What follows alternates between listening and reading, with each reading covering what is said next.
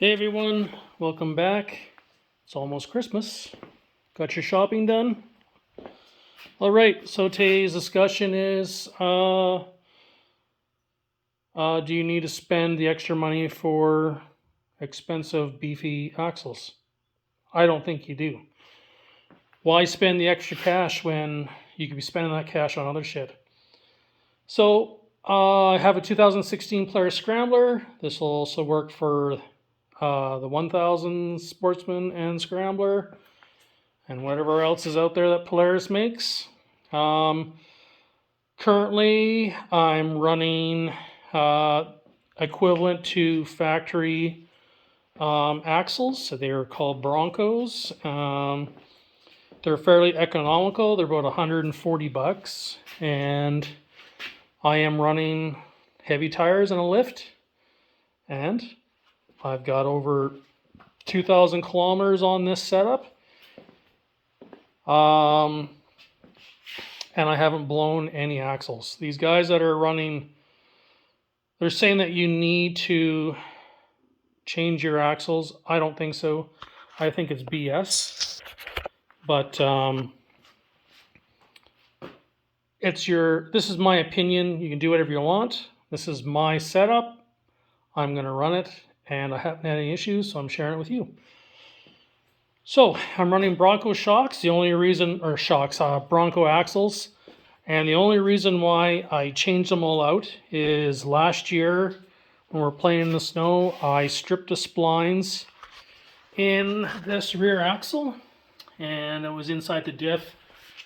So luckily it was just the splines on the axle itself. So to start fresh, I replaced the rear, and the front ones are still stock from 2016. So I'm doing pretty good. This is the setup I have.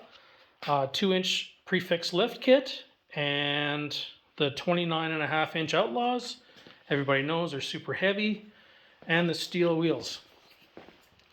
So after damaging that one axle, a couple buddies approached me and said that, well, let's make some limit straps. So I was actually looking at limit straps before that, but they came up with this idea. And these are the limit straps here, and they're made out of wire.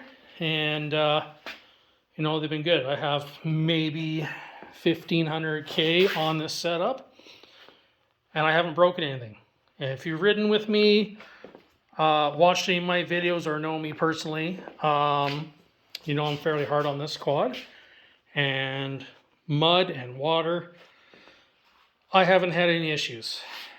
Like I said, the front ones are still stock, the rear ones are Bronco, and I recommend you getting these limit straps. They help with the articulation of overextending, and then that's when your problem is, then you end up with snapping.